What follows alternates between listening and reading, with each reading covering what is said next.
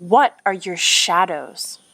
And how do they actually raise your vibration?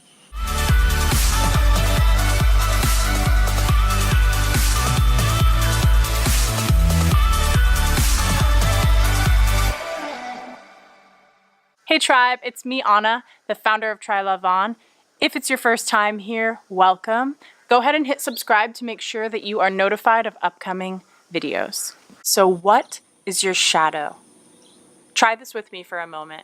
Imagine a good person. Hold this image of a good person, of the qualities and behaviors of a good person. What does it include for you? Maybe it's being kind, being generous, being gentle, and then notice what is not included in this picture. Our focus here is actually more on what is not included in your idea of good. And then see, are there things that you have made good and bad? Are there things that you've made right and wrong? And then from there, are there things about yourself that you've felt like you needed to hide? That you may have felt shame, guilt, judgment about? This is your shadow. Because the shadow is actually created by us. It's what we put into the darkness out of the light of our conscious awareness. It's what we repress and don't want to look at, own, and acknowledge within ourselves. And these ideas about what's okay and what's not okay and what needs to be hidden away into the darkness, these ideas might have come from many different places. They could have been inherited from our family, from our society, from our culture, from our religion. And so it's really useful sometimes to see, where did this come from? And to let it go.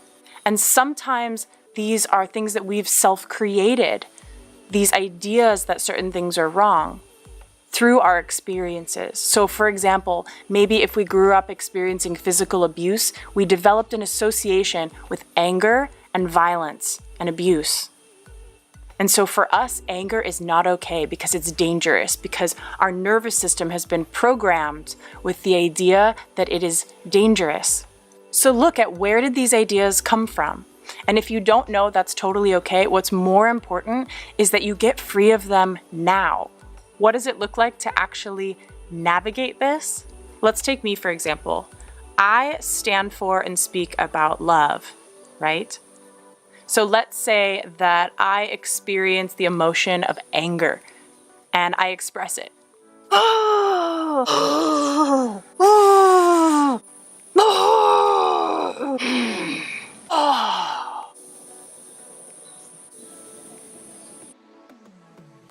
There could be someone who sees that and is like, oh my God, that is so not loving. And maybe they have an association of anger with violence, abuse, mistreatment of people, hatred, whatever it is. Maybe they're afraid of that emotion. Meanwhile, the truth in my heart is that having a healthy relationship with all of our emotional experiences is a really deep, profound, and much more courageous demonstration of love, of loving ourselves and being able to love others. And I'll talk more about anger in future videos because this is huge, especially in the spiritual space. So what do we do? How do we actually get free and raise our vibration through our shadows? Well, we've got to give ourselves a space, a safe space of non-judgment where we can explore what's really going on that we haven't wanted to look at. So maybe if it's anger, we give ourselves a space where we can express and let that energy move and let it tell us what it wants to say. And this doesn't mean that you're acting on all of these things. It's a space of exploration. So ask your heart, how can I explore, integrate, own, accept these aspects of me in a way that's in alignment with my heart, with my truth? There's a magic that happens as we do this. We reclaim so much power and energy. And these places inside of us are no longer lashing out and acting out from the shadows. Instead, they're integrated and they're cooperating with us. And this is what actually raises our vibration, not just surface level positive thoughts or trying to be good or holy, but actually feeling our own presence and our own wholeness more deeply. To really get this, if we look at cultures and religions where sexuality is really repressed, and I won't name any names, we tend to see deviant behavior, secret ways that these impulses are played out, right? Similarly, if we look at something like drinking in the US, where it's illegal and it's done in secret, oftentimes people take it out of control and get into trouble with it. But in a lot of countries in Europe, for example, where alcohol is introduced as just kind of a normal part of life, there's a much healthier relationship with it. So to recap, 1, look at what do you feel that you need to be good? And then look at everything that does not fit into that picture. 2, ask yourself, where did these ideas come from? And then unplug from that programming.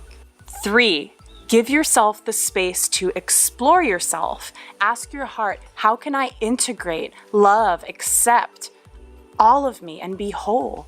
4, determine how you want to show up according to your own inner truth. What are your guidelines of how you want to be in the world, how you want to treat others in the world, what you want to act on and what you don't? This is discernment, which is so different than judgment. And this is another huge topic that I'll touch on in future videos. As you do this, you'll experience more ease in yourself, more joy, more freedom to really express who you are. You've got my encouragement and celebration in having the courage to go to these depths and really giving yourself this kind of love. It's not always easy, and if you feel like you need support, get that support, give that to yourself. I promise you, no matter what you're experiencing, you are not alone, and we're on a gigantic team. I love you all. I'm so glad you're here. If you haven't hit subscribe yet, go ahead and do that, and I'll see you in the comments. Let me know how you relate to this, and this is a tribe, so let's talk about it. As always, if you want to spread the love and get this message out there, share this video, and if you're really resonating with all of this, go over to trylavon.com and check out the 12-week journey in which we really dive into all of this and awaken your love and magic. Infinite love, and I'll see you in the next video.